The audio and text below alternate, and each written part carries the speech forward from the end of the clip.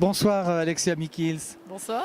Alors votre ouvrage, l'élan de la résilience, c'est la fin de la journée, au son de la trompette, peut-être qu'on l'entend sur la vidéo, c'est la fin de journée ici à Palexpo, sans clé pratique pour naviguer à travers les défis du quotidien avec joie et succès. Parlons de ces défis que l'on doit relever plutôt que les challenges, c'est bien d'écrire en français. C'est vrai, hein? Oui, c'est très agréable. Quels sont les défis nouveaux que l'on doit relever dans la vie ? Je pense que les défis, ils ont toujours été présents. Ce qui est plus nouveau, c'est qu'aujourd'hui, on comprend mieux les solutions qu'on peut apporter. Et ce que j'ai souhaité développer dans mon livre, c'est l'intérêt que l'on a tous, ou l'opportunité qu'on a tous, à mobiliser mieux, plus souvent, l'ensemble de nos ressources, notre corps, notre cœur, notre mental et notre esprit, à la lumière des sciences d'aujourd'hui. Et ça, c'est différent, parce qu'on comprend du coup les implications de nos comportements, de nos choix. Ça fait une vingtaine d'années qu'on parle du lâcher-prise, de toutes ces techniques. On a Rosette Poletti en Suisse qui a fait 1000 conférences. Qu'est-ce que vous apportez de nouveau? C'est complémentaire, mais donnez-nous un défi que l'on peut relever facilement et que l'on ne relevait pas à l'époque parce qu'on ne savait pas que c'était un défi. Alors, je n'ai pas la prétention d'apporter énormément de nouvelles choses, mais je pense que je les propose peut-être d'une manière un petit peu différente.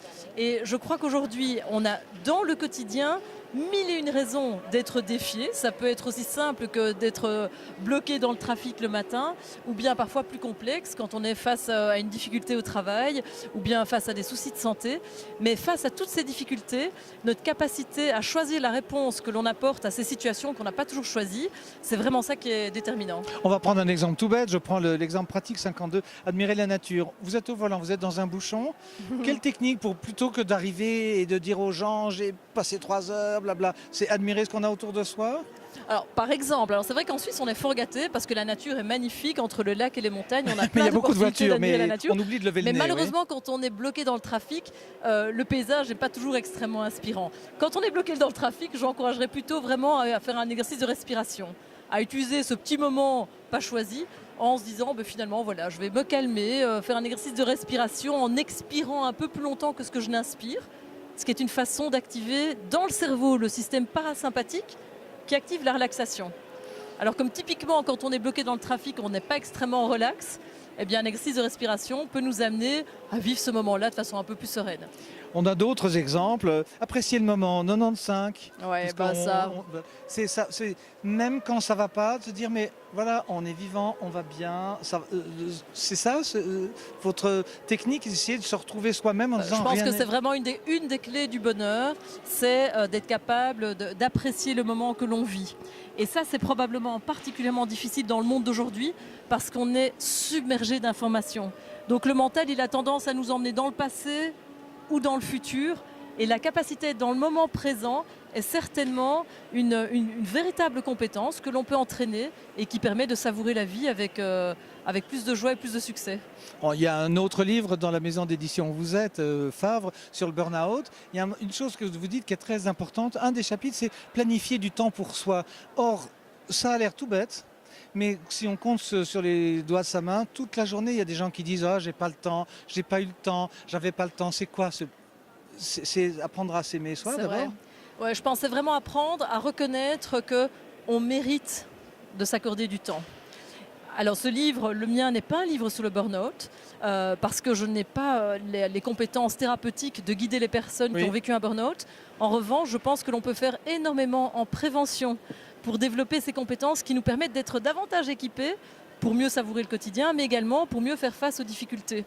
Couper et le temps pour soi, se débrancher l'ordinateur. S'accorder du temps pour soi, malgré le travail, malgré les responsabilités familiales, ce que moi j'appelle le TPM, temps pour moi. Et comme toute chose, ce que l'on ne planifie pas a souvent tendance à tomber à la trappe. Et donc le TPM, le temps pour soi, le temps pour moi, il faut le planifier. Avoir dans sa semaine un moment pour soi. On sait que le travail va toujours être prioritaire parce qu'il y a le salaire au bout, etc.